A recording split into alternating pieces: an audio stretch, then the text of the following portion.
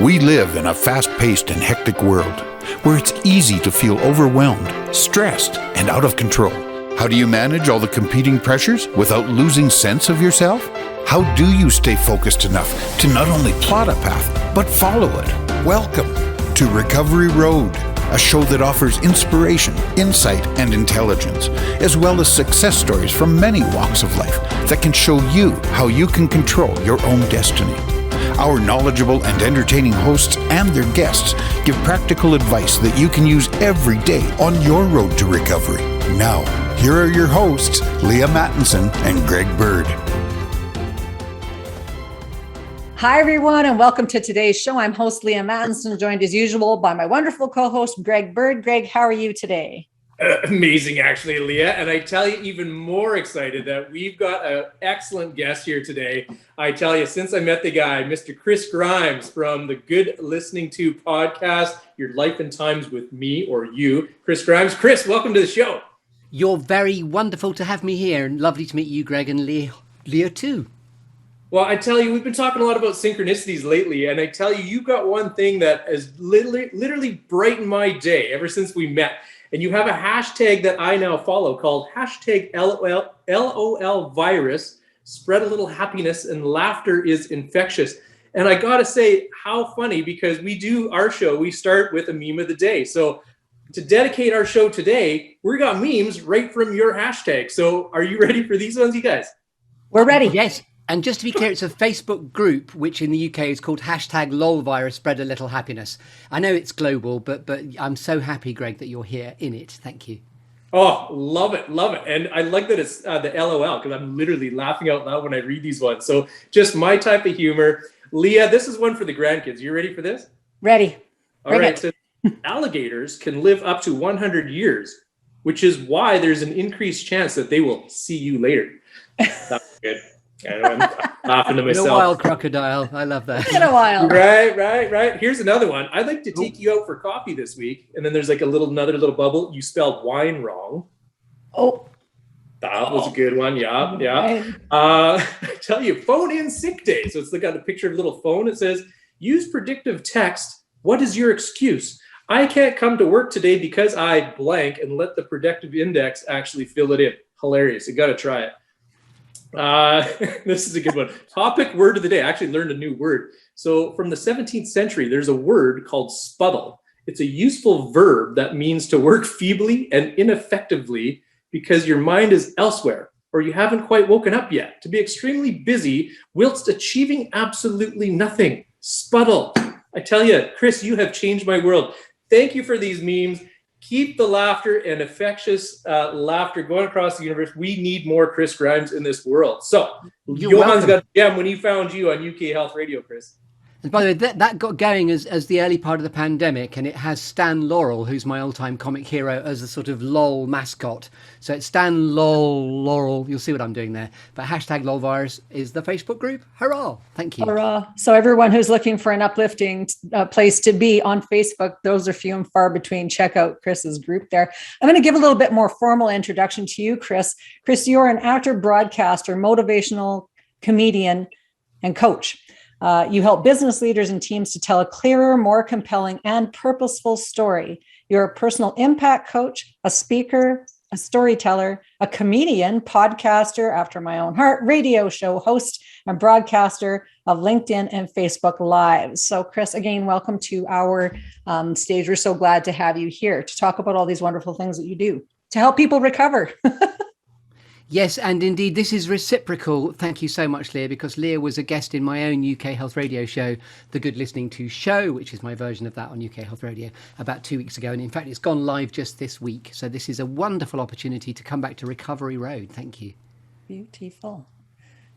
So what we wanted to talk, why I wanted to have you on as a guest is because this time right now in the world, people need more options for making money, more options for figuring out how to tell their hero's journey story, no matter what age you are, whether you're in your teens, even now, because so many people have suffered such tragedy over the last 30 or 40 years, not the last two. So, teenagers, 20-year-olds, 30-year-olds, and so on. So I'm in my, fifth decade on the planet. Well, sixth decade, actually, technically, I guess, because we don't count the first 10. So there you go. I was like, whoa, that's true. I am. And what I experienced as being a guest on your show was that it really was grounding and centering and helped me to appreciate just exactly who I am and where it is I want to go. And what I have continued to say during our time on Recovery Road is this is about 7 generations planning. It's about actually helping people to really think about what it is they're creating and crafting in their life. And I did find my experience with you, and I'll call it working with you, even though it was playful, working with you and doing that podcast, that it was about exactly that. It's what is it that I'm creating in my, archetype, and you have this wonderful formula for doing that. So I wanted to bring it to everyone, no matter what age you are, because I think the sooner that you can get on sort of dialing in what it is you have created and what you want to bring forward, the more satisfaction you're going to have in life, and maybe even the less friction you'll have in life. That's so powerful. And so what kind of got you onto this formula? Tell us about Chris Grimes. Well, interestingly that you mentioned the 7 ages there, because towards the end of the podcast, I'm inspired by Shakespeare, because I'm an actor and a drama teacher and a comedy improvisation performer by training and background. I wanted to dip into my sort of skills bank, if you like, as to how I flex and adapt and recovered from what was my own work changing radically at the beginning of the pandemic. But anyway, the 7 ages of man is the last piece where I invite my guests to talk about legacy and how you'd most like to be remembered, but specifically inspired by Shakespeare's All the World's a Stage and all the men and women merely players. We all have our exits and our entrances, our acts being 7 ages. And so it is the 7 ages of man. And, we need to be really attuned to our story at all points, starting off as an infant and then mewling and puking later on as we return to infancy in our, hopefully our octogenarianhood much later on. But legacy and ploughing a clear furrow of your story, I think, is really important. So, Chris, I got a question for you. So you said you love Shakespeare and follow that. Anyone else in your life that has really, truly inspired you? Oh, I love that question. My all-time comic hero, even to come full circle to your first introduction to me, it is Stan Laurel. And I was 7 years old, and I'm sure everyone, well, if you haven't heard of them, where have you been? But Right. Laurel and Hardy are just so inspiring. I was 7 years old, living in Uganda. And then it was almost a first televisual memory, because onto a black and white TV set walked Stan Laurel. And my life sort of stopped and changed and continued in that moment, because he was so humble, kind, funny, warm, engaging. And in terms of my story, it allows me to sort of, like a dolphin, echolocate to those qualities in wanting to make sure I bring the warmth, the humility and the kindness to everything that I do. But in terms of who I admire, my all-time sort of now tragically deceased, if I was able to have my dream dinner party, Stan Laurel would definitely appear. And interestingly, the story is not over until it's over. My all-time comic living hero is one of the Monty Python gentlemen called Michael Palin. And indeed, even at the end of my blurb about the Good Listening To show, Michael Palin doesn't know it yet, but I'm coming for him. The day that I can talk to Michael Palin on my show, my podcast, then we'll all know that I can sort of drop the mic feeling, hey, I've made it. Although, interestingly, I won't have made it, because as we know in life, it's not over until it's over. And indeed, that would be what's next. Let's dig into those qualities a little bit more, because I think, again, it's this whole idea of the moral development of people as they go along the span of their life. What was it that really, what was it about Laurel, and what is it about Michael that are the things that actually stay true to you? Because I think a lot of people would be familiar with Laurel, maybe not so much with Michael, because if you're not a Monty Python fan, you might not know. Indeed. And in fact, they do share a quality. And interesting, as we know in life, what you notice that you admire and respect, you tend to begin to sort of soul chime with a bit. I'm not amplifying myself at this point, but specifically it's warmth and it's kindness. And, I don't think you need to be brutally ambitious and sharp and, step on people, drown them to get where you're going. I think keeping humble, keeping perspective, but really warmth and kindness and comedy. I like the fact that I can not take life too seriously. We may as well enjoy the ride, if you like. Yeah, you know what? I've got to share with you. We've got a great comedian here in Canada, Howie Mandel, and he has on his show America's Got Talent. He always talks about how comedy or being actually stand-up comedy can be one of the hardest things to do because you got to win that audience over. And there's how you kind of open it up. And I love what you said there because it just really made me think about that. And I have tried it. It is very difficult to actually get on stage and you just got to kind of remove yourself from your thoughts and minds, just connect with everybody that's out there. And, tell me a little bit about that. Go back to your beginnings, Chris. I'd really like to know, and for you to share with our audience, where did you get your beginnings in comedy? Well, interestingly, just to answer your question or your observation around stand-up, it is one of the hardest things to do because it's incredibly exposing. And in fact, there is a story out there where no comedians truly made it until you walk off stage to what's called the comedian's anthem. Just let that hang there for you. And the comedian's anthem is where you walk off stage to the sound of your own footsteps.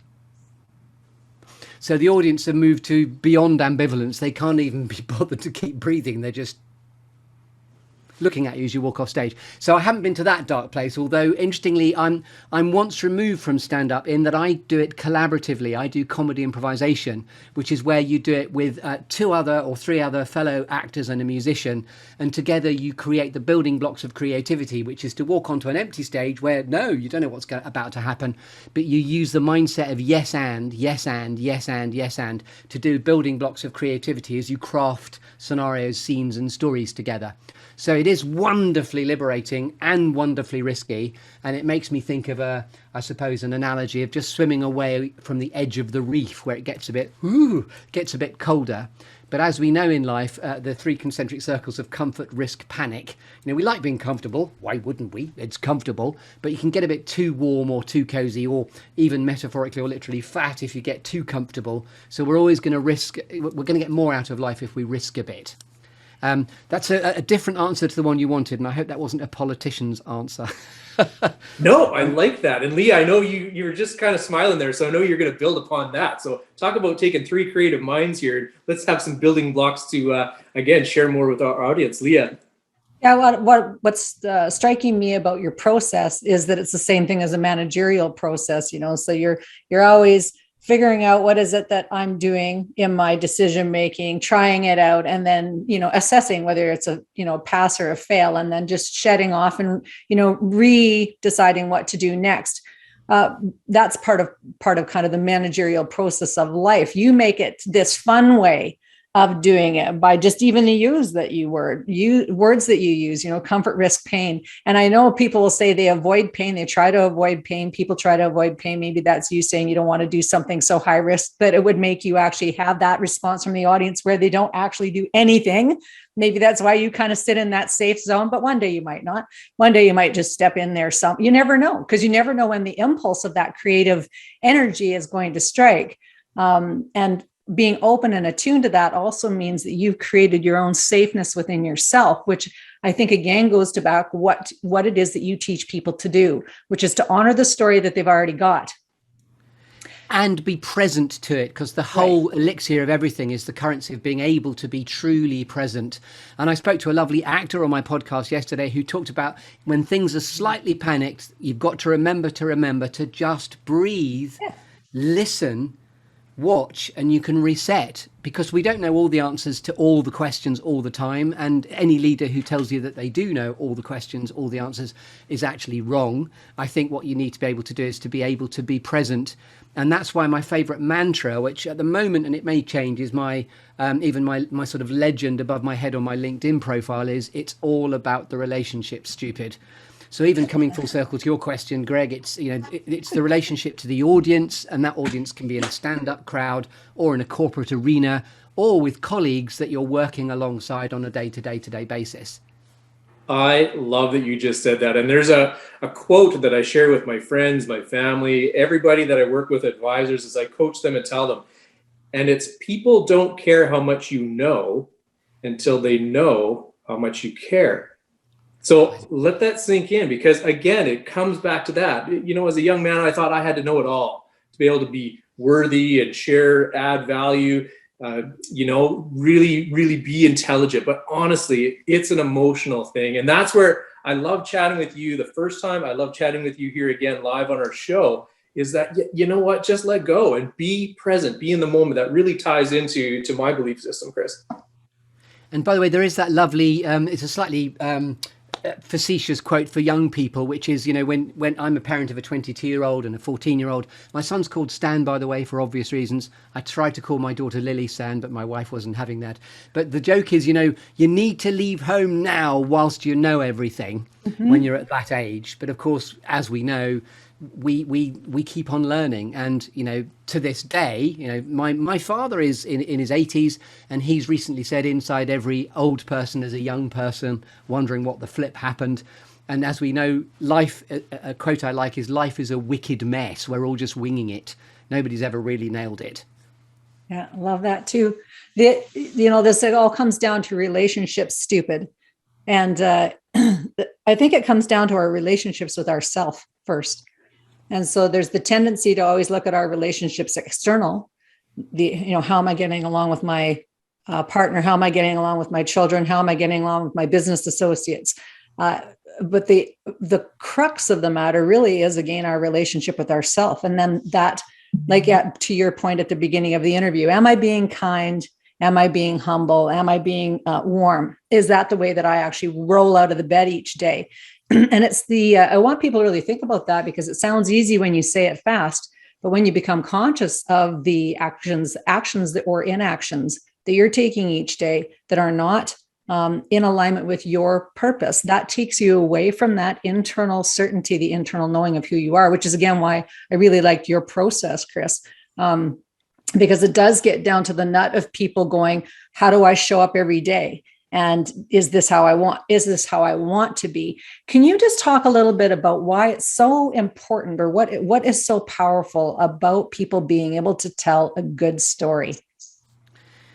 Well, there's a leadership quote linked to what you've just said, which is my favorite one, which is leadership is how you turn up, how you show up every single day. Mm-hmm. And because we're just winging it, we don't turn up perfectly every day. And yes, it is a challenge to turn up with your story intact. And in order to lead from without, you need to lead from within. And I think purpose is where our story really comes from. If you know why you get out of bed in the morning and what you're doing it for, and it links to something called servant leadership, you know, for whom and for what am I in service? In other words, how can I help you? I think just the more adhered to purpose and why, you know, our golden why, polishing our golden why, helps us keep adhered to a story and keep us strong and purposeful in that regard.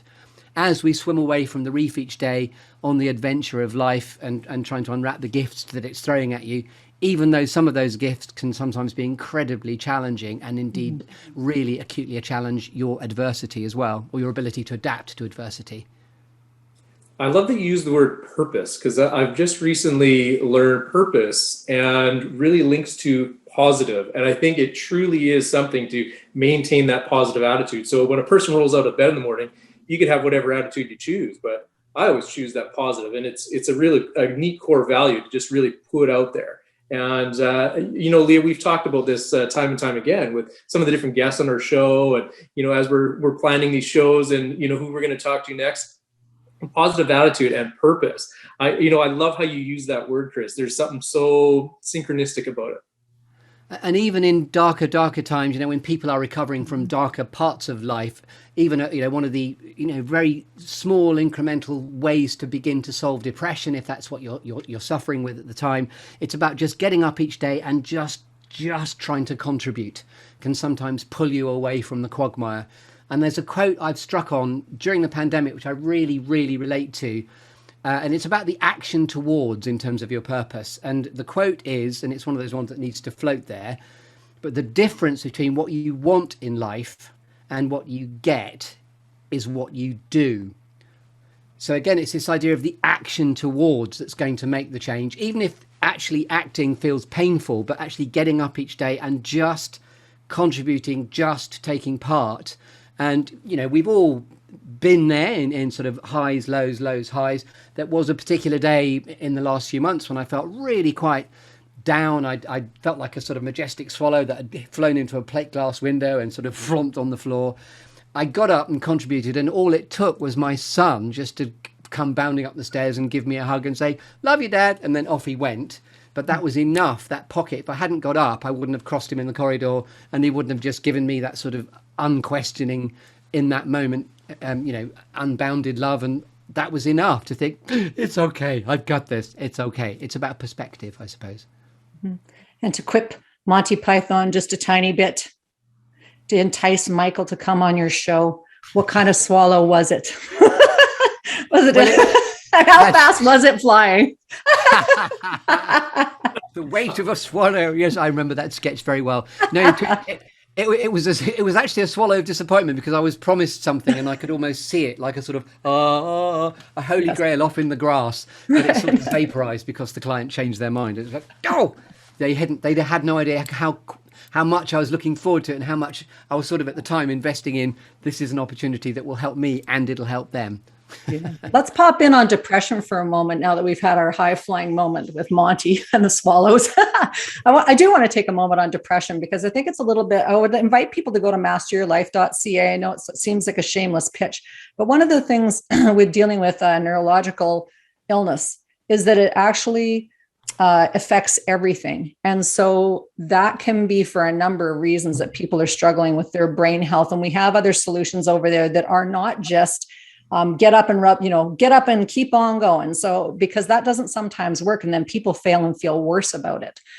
So there are other solutions for neurological problems. We have them on masteryourlife.ca. And depression is such a serious thing. I just don't want to be glib about it and to go, because I had that experience earlier on in my life, years and years ago, when I got that diagnosis of something that was incurable, and people were just like, keep your chin up. That's not a solution. Yes. So so real solutions for people who are depressed, besides keep your chin up, is also, and human interaction being really important, is knowing that your biology completely affects all these other things that you're creating in your life. So just check that out. And I won't vibe on that too much further. I want to just talk about also, though, the journey of 1,000 steps, because you said, this taking steps in the right direction, even just getting out of bed and taking one step in the right direction and getting present in our body. That again, sounds easy when you say it fast, but for people to just pause. And you as an actor would have learned specific exercises that would have helped you to actually get present. So you would have a number of things that you could actually draw from. As a Qigong teacher, I've learned ways to get present and be mindful, present in my body. Do you have anything that you could just share with the audience, a quick thing that people could help them to get present? I know that's like just kind of calling it. Can we give them a little something? No, absolutely we can. And also, I thought that was just a monumentally profound and appropriate challenge there, not to make anything glib in a universe of something that's very, very complicated. Mm-hmm. Absolutely. I really enjoyed that. So from an actor's point of view, it's all about breath control. And when we're most, as human beings, required to perform, it's normally a presentation or something like that, in non-acting ways of translating the same requirement, when your presence is required. And interestingly, physiologically and psychologically, as we know, nearly all loss of control is normally technically to do with a lack of breath control, because we've forgotten to breathe. I often get groups to, apart from just doing a breathing exercise that I'll do in a moment, but I get the audience to all say out loud, adrenaline is my friend. So could I get you both to just say out loud, adrenaline is my friend? 1, 2, 3. Adrenaline is my friend. And hopefully the billions of people at home are all saying that out loud. And why I'm getting you to say it out loud, it's like a muscle reflex, because actually adrenaline chemically is systemically present in order to get your performance to a level it couldn't without it. So learning to tame the beast of our adrenaline by dialing it down or stopping it drowning or overwhelming you is where breath control comes in. And linked to a corporate scenario, I was once coaching somebody who was the CEO of a cancer centre in Bristol, which is called the Penny Brown Cancer Centre. And a wonderful woman who gave me this exercise, which I'd like to share with you now. And it sounds really simple. Yes, it is, because the best exercises are, but it's not simplistic. And it's literally this: simply breathing in and simply breathing out. And if we all do that 3 times, I'll just explain why this goes a bit more seismically deeply than just the exercise itself. So if you could both indulge me, are you ready? And breathe out. And simply breathing in. And simply breathing out. And then try and make it a bit deeper. Simply breathing in. and simply breathing out. And just to speed this up slightly because of lack of time, but just do it for a third time, simply And pass breathing out. in. And so keep breathing whilst I explain why they said this is so profound. Is the cancer centre I was talking about, where the scenario came from, they have a back office monolithic organisational function like any other, but they make each other stand in a literal airlock where they breathe through, changing their state, because when they step out, it's all about the client. Who gives a hoot that you might be having a bad day back in the office? But if you can imagine not breathing before coming out, and if you don't mind me just being a bit playful and facetious, imagine the disaster of someone going, right, no, 4 o'clock. I said, get it on my desk at 4 o'clock. Right, cancer, who's next? You know, that would be an absolute car wreck of a lack of customer care. So by breathing through in the airlock, welcome to the centre, who are you here to see? Just really technically and literally changes the state. So using that scenario, when people are about to stand on stage, I say, whatever you do, get hold of your breathing, because that will remind you to remember to be present before you step on stage. And then I talk about crossing the line to connect. When it's time to cross the line, and actors have an understanding and a map and a methodology to do with an off-stage moment versus an on-stage moment.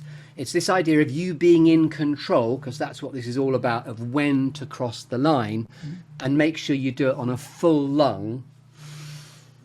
Right, good morning, everyone. I'm here to talk about presentation skills or whatever it might be, but it's that getting hold of your breathing that will always really help. Yep. Greg's still breathing. I'm still breathing. I tell you, I'm kind of chuckling to myself because I see like my face has got some nice color now, like after I got some nice good oxygen flowing. So thank you for that, Chris. That was a really good lesson. Lee, I know we've talked about this time and time again, because breathing is such an important part. And you even said that word, that grounding. It really can ground you to really now be able to move forward, to take action, take that next step, to connect. And our love of nature, by the way, as we know, and Leah, when I recorded you, you had the most beautiful clearing within the podcast, which was a meadow grassland where you used to live and where you grew up. And it's just this idea of reconnecting to nature. There's a Nietzsche quote, the best ideas happen outdoors. And, you know, when you go to the beach or outdoors, it's really good to take your shoes and socks off so you ground. And that sense of connecting, rather than keeping your boots on when you do the beach walk, it's nearly always better to actually take everything off so you just ground, because that goes right back to primeval, you know, first footprints, if you like. Yeah, love that. There's a thing called Planetary Tantra, and that we won't go down again that rabbit hole, but that is what we're doing. That's what we're doing, Planetary Tantra.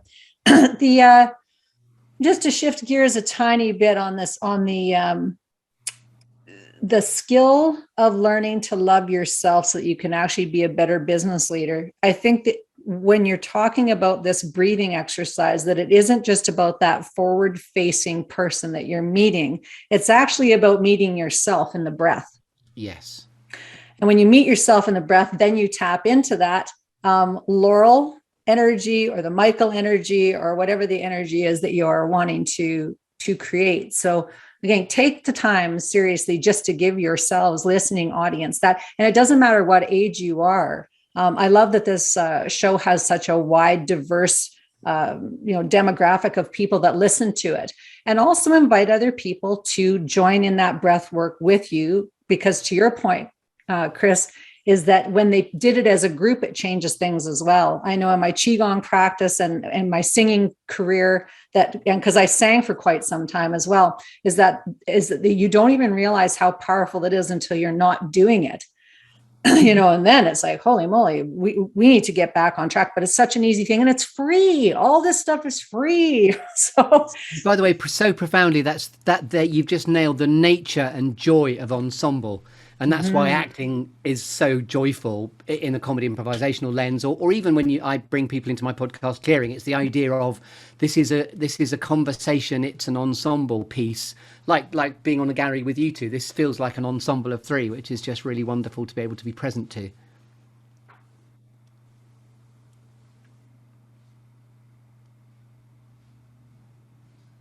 Yeah, very good. I'm just taking that all in, and I'm going to circle back. There's something, Leah, that you had said there, and we've helped a lot of people in dealing with depression, things like that. And there's one thing I want to bring up: how people can get paralyzed or they're frozen, and they really just, they can't take that next step. And I like how that links together with this, because, you know, start with the breathing and that connecting, that can then just help be the catalyst just to take that first step. And sometimes that is just that first step that you need to take to actually make that improvement. And it doesn't have to be a big giant leap. It can be just like one just foot right in front of the next. And, you know, that's really resonating with me right now. And if anyone's listening right now that is feeling stuck, or you're feeling paralyzed, or you're feeling that freeze, you know, this is a great exercise to really put into action and to really get you started. It makes me think of courage as well, the idea of the courage to take the first step. And, you know, I'm using I know that this is a podcast, but I'm sort of doing a sort of motion towards you, which reminds me of being on my bike actually as well. It's just that those first steps of just, you know, my bike is my freedom, and there's something about the movement towards, and then a bit of nature goes past you, and, you know, that's another way of just taking some steps. If in doubt, let the bike do the work for you, but just making your feet go round is a lovely thing. And standing up makes a lot of difference also. I have a stand-up desk, so that actually helps me to continue to keep my energy up, whereas sitting down kind of cuts that off. The creative 𝙤𝙤𝙩𝙪 gets changed. And I know I said I was going to get off this vibe a little bit, so I'm going to do that. So I want to just ask you, what was the catalyst for you actually starting your business? Because this was a challenge and a change for you that took courage. And a lot of people are asking themselves this question right now: what do they need courage for? But what particularly started you on this pathway? Well, my current most exciting path is my podcast, The Life and Times with me, Chris Grimes. And to your lovely program, Recovery Road, it did come about in a moment of pain or adversity, because my coaching work, when I was live in a room, and now here we are behind a Zoom hole in each of our domains, my work just went off a cliff. And so I had a period of free fall and what am I going to do? And then there's a lovely spin on the Darwin quote, which is, it's not just the survival of the fittest. In modern times, it's also the survival of the most adaptive and the most flexible. And so I spent quite a bit of time working out, you know, it didn't just happen overnight, but I did have lots of sleepless nights where the ideas came to me as sort of late night or dawn epiphanies at about 4:30 in the morning. I got going in first steps of courage with 𝑸𝑖𝒂𝑃𝒍𝒆, the way of flexing my comedy muscle, because even my comedy improvisation company, the theatre went dark, the audience went home. There was no more entertainment to be had. So instead I went online in that way and adapted with 𝑸𝑖𝒂𝑃𝒍𝒆 to just spread a bit of happiness and antivirus on the daily, which is still there with about 1,500 people, including Greg, joining in on the daily now. Yes.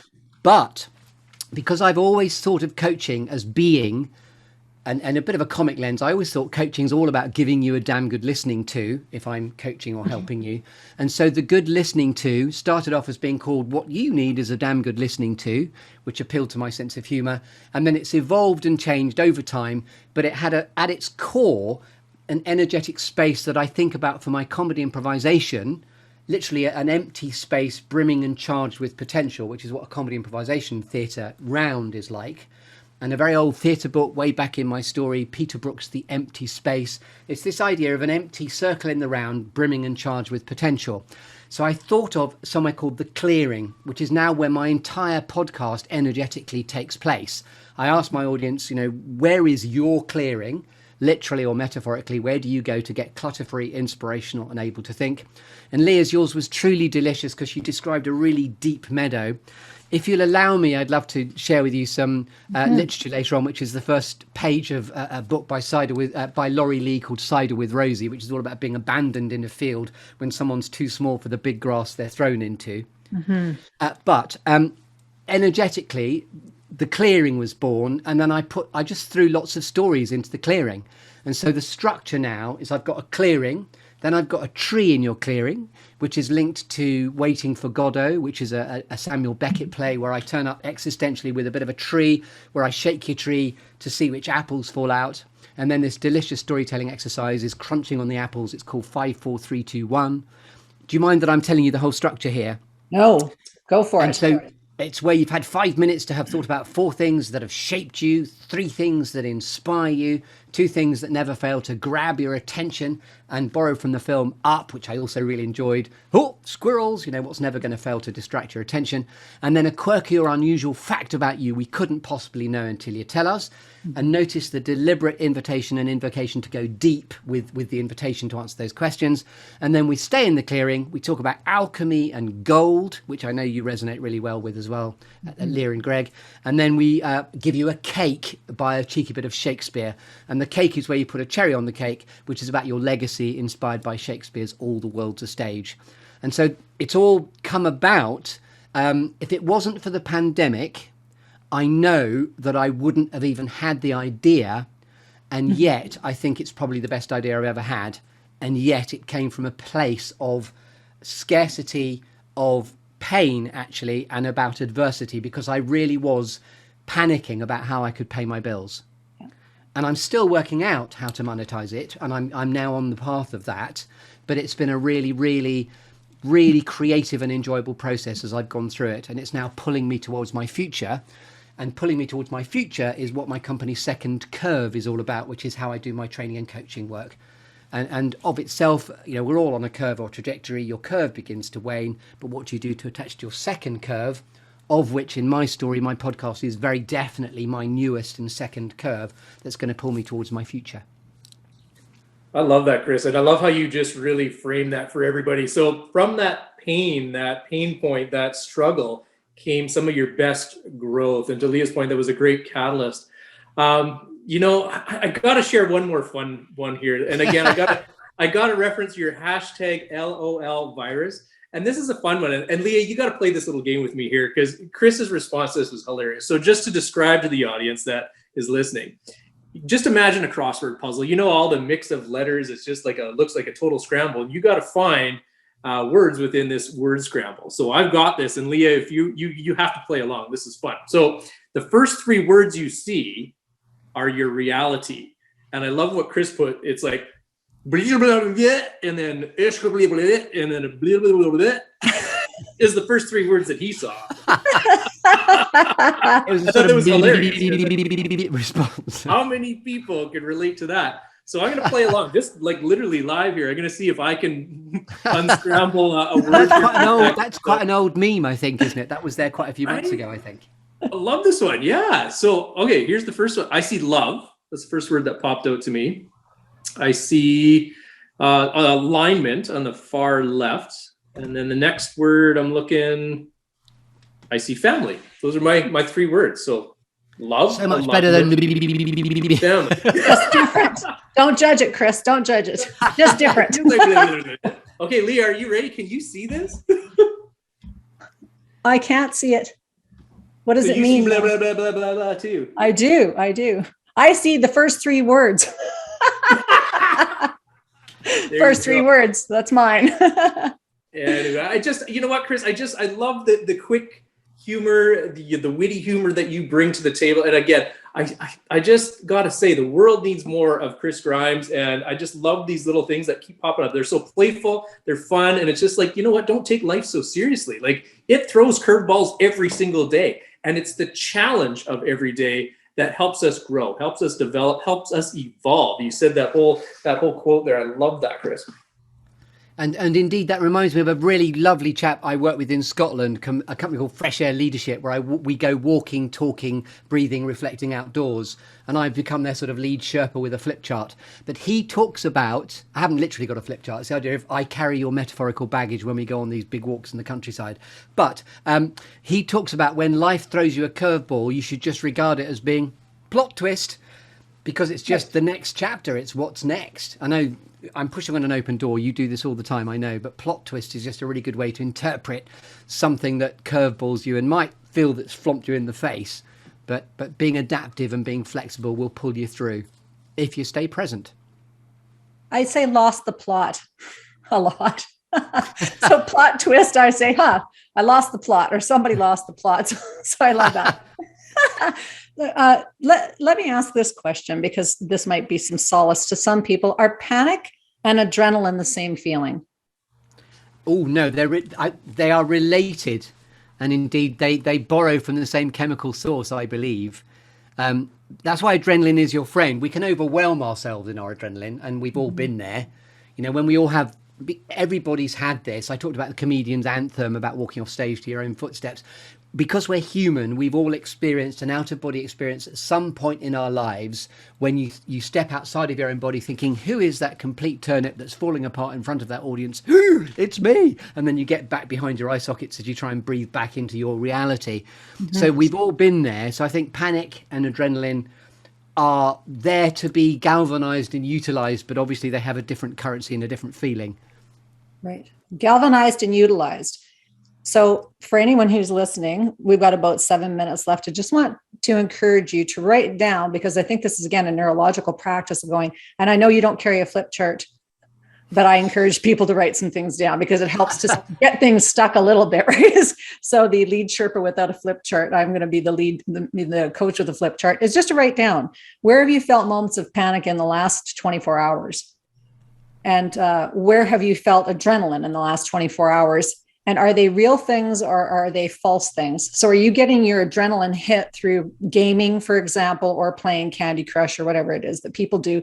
Because it's also a human need to feel that spark of inspiration. So you might be getting it in ways that are actually not helping you to master your life, which is what this is about. Mastering your life. Recovery Road is about recovering yourself. And so just to take pause and going, when is there times when I've been in panic mode, and instead of actually dealing with it in a constructive way, like getting in touch with you, Chris, and taking your course and learning how to tell a great story, shifting gears to actually, redial in that plot so that it's a plot that you want to write. It's a story you want to tell, versus that I'm, actually making myself less moral in my behavior. And that doesn't feel good. So my choosing to do things like slip into depression, like call my aunt who never really helps me with anything, but just gets in the same boat with me, singing the same sad song, or going down to the local pub. And, you have all your friends that are there, that are still there, that have been your same friends for the last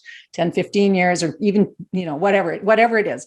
But if you've had that little spark of going, is my panic real? Should I really be concerned about whatever's going on, my wealth, my health, my career, my family, to your point, Greg, or am I creating these false narratives of things that to be concerned about?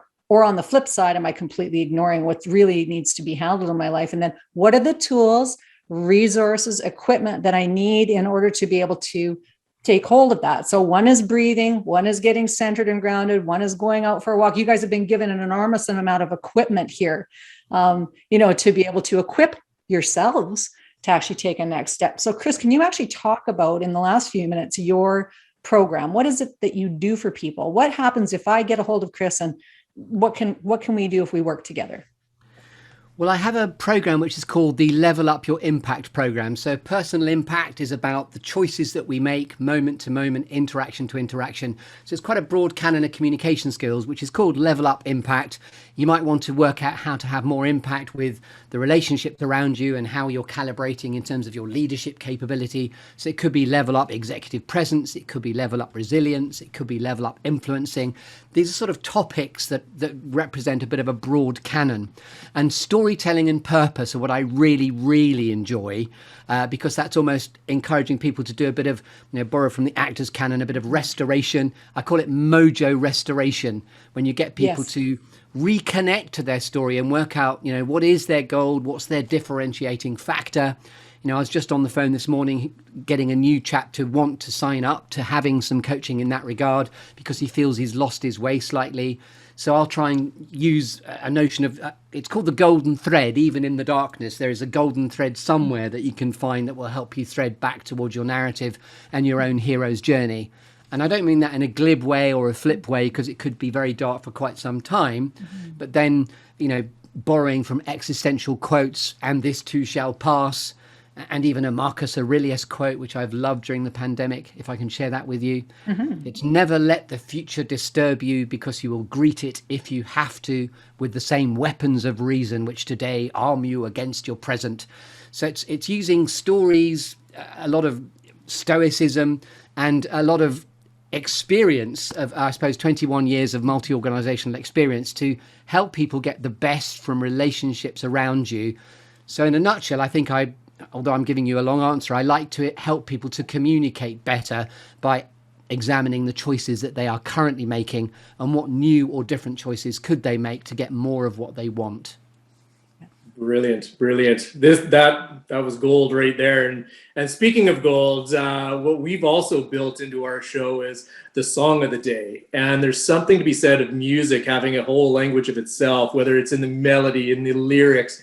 And we asked you, if you had to pick a song, which one would it be? And you brought up a Sting song that I absolutely think is totally fitting, that kind of ties everything together and has so much meaning to so many different people in different ways and how they interpret it. And it's called Fields of Gold. So I love that you said golden thread. I thought that was a nice threading together here of songs. So Leah, what do you say? Should we end the show with Fields of Gold by Sting? Yes, read on, Mr. Bird, read on. You sure you don't want to sing it with me? I like want to break into tune every time I hear this, or even I think you should sing. You and Chris should sing. I can hum a little. There we go. Anyway, okay, let me do it. And again, just think of every day of looking for those fields of gold. Okay, so here it is by Sting, Fields of Gold.